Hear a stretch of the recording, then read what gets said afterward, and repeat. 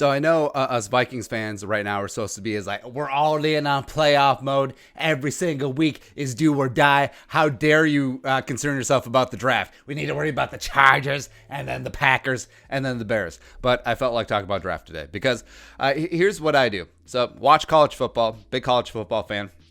Relatively agnostic team-wise except for when the Gophers are good. Row the boat, row the dinghy, all the way to the Outback Bowl. They're the bloomin' onions. But also watching it just to see which players are starting to emerge for the NFL draft coming up in 2020.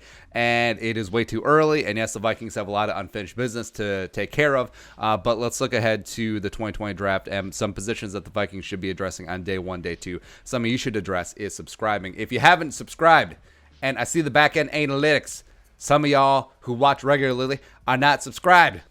Rectify that. Let's go over 20K. Do that up. Also, the Rome's like is already in. Helps new people find the channel. Also, follow us on Twitch as well as on the Facebook as well. So, the Vikings sitting there chilling. Should be drafting in the later part of the draft. And yes, I know the whole thing. They'll be drafting at 32.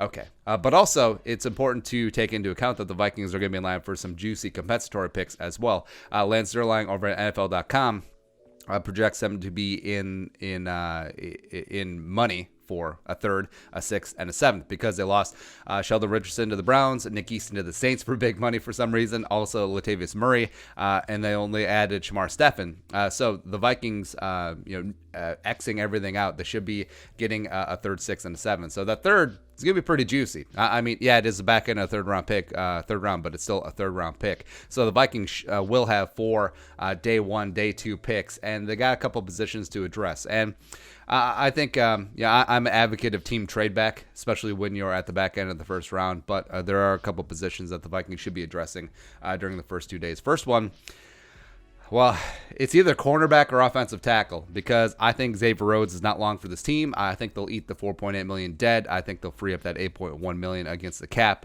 See ya. Deuces. So, yeah, Zimmer and Spielman love them some cornerbacks. I think they should be in the market yet again. Some players that could be in range. I think Trevon Diggs is going to go a lot sooner than the Vikings will be drafting in the first round, so that could be a non-starter, although that would be a fun story. Diggs hooking up with his brother. I mean, we saw that Diggs' other brother coming in as UDFA tryout didn't get scooped up. How big a story that was. But imagine a first-round pick every single day in practice, 14 against Trevon Diggs. Go. Also, I really like Bryce Hall out of Virginia. I think he could come in and be a really solid fit in the Zimmer Hellfire defense scheme, as well as A.J. Terrell out of Clemson. And yeah, you scout the player, not the helmet, but also had some pretty good luck with the Clemson defensive backs. Looking at you, Mackenzie Alexander. Looking at you, J-Ron Curse, A.J. Terrell. Go Tigers. Sure, come on in. Also, offensive tackle. So, last year, when the Vikings ended up taking Garrett Bradbury, number 18, I was all in. Hey, if Jonah Williams fell to the Vikings, let's go. And then he tore his labrum. It's unfortunate. Also, I really like Andre Dillard coming out of Washington State. He's the heir apparent in Philly to Jason Peters at the left tackle spot. But also, I think the Vikings are going to be out of range in terms of the premium offensive tackles. You look at Tristan Wirfs coming out of Iowa. You look at Andrew Thomas coming out of Georgia. So those may be pipe dreams. They may be long gone. But also, I like Prince Wanago. I believe that's how you pronounce his name, from Auburn. I think that he could come in and be a really nice addition on the offensive line. Got a little bit of nastiness, got some decent movement skills as well. Also, he's named Prince. Yeah, a player named Prince in Minnesota. That would go over great.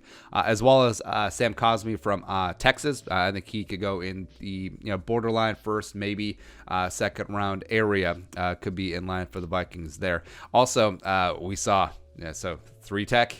Yeah, bye-bye Sheldon. And then, bye-bye quick interior pass rush. Because Shamar Stephen is fine. He's not the 3-tech that you want starting. He's fine as a hybrid in between the nose tackle and 3-tech. Same thing with Jaleel Johnson. And then also the Hercules Mataafa and Jalen Holmes projects aren't really getting off the ground. So I think the Vikings should be addressing that 3-tech spot early and often. I think Roquan Davis out of Bama, just another great Alabama defensive lineman.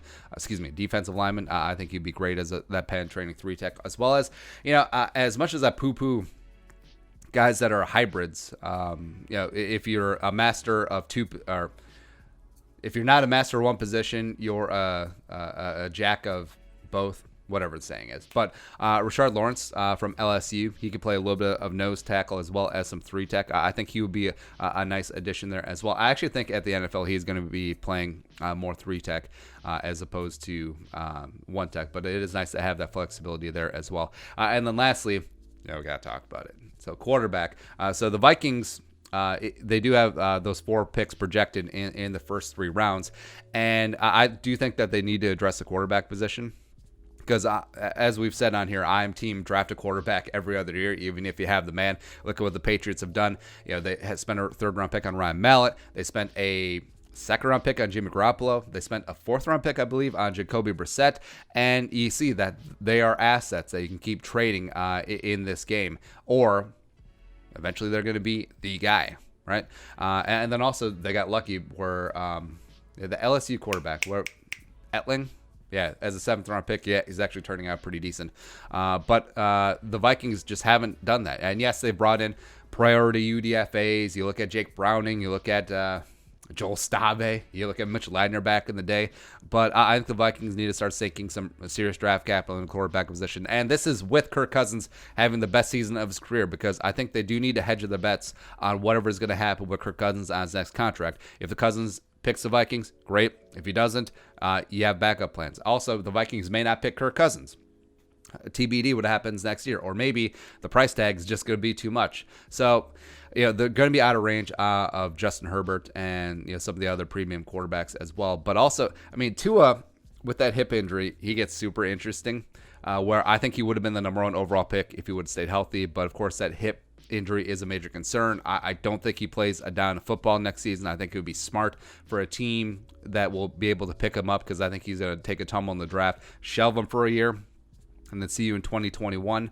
If Tua is there late in the first round when the Vikings are up, it gets super intriguing. There are some serious questions about his long-term durability, and also, that hip injury, you are really concerned that it's going to affect him long-term. But, you see the ball skills. You see the chemistry with Irv Smith. Did you know he played in college with Irv Smith Jr.? And just getting that talent at a discounted rate, and you have to wait a year. That's fine. It's whatever. Also, Jacob Fromm has been taking a draft tumble as well out of Georgia.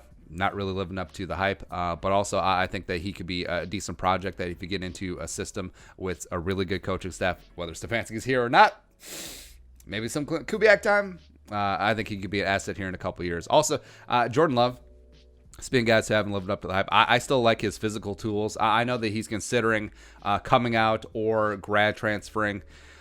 I actually think it would make sense for him to grad transfer, because you look last year where Tyree Jackson, coming out of Buffalo, where he has the size, he had the massive arm, and a lot of people were really hyped on him. I was hyped on him, and he chose to come into the draft as opposed to grad transferring. He was actually potentially transferring to the Gophers, which would have been really interesting. And he came out and then went undrafted, then end up on the Bills practice squad, or he may be the Bills backup right now. But I don't know, Bryce Love, it would be intriguing as like a day 3 flyer if he did come out, but also it's like, whatever at this point. Also, so Jalen Hurts, who I did not think would be an NFL type quarterback. When he was at Alabama, he was primarily a runner, but also you look at the way that Lamar Jackson has really sprung up, and I think they're changing the paradigm in terms of offensive football in the NFL. But also at Oklahoma, Lincoln Riley is really getting his passing game on point. He's greatly improved his accuracy. He's greatly improved all the throws that you do need to make at the NFL level. And he's super interesting. So I don't think he'll go first round.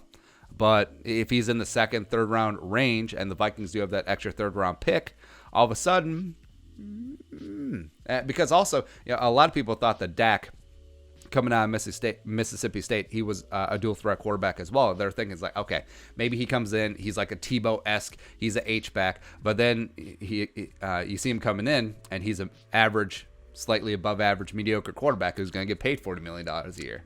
It's good work if you can get it. All right, so that's it. That's the Vikings day 1, day 2 draft needs, just off the top of the dome. Also, a couple of names that we like. What are your thoughts? Let us know in the old comment section below. Also, subscribe for daily Vikings takes. If you want to support the work, pull us up in the Venmo, plus give us a follow on social media as well. Until next time, Skull, production value.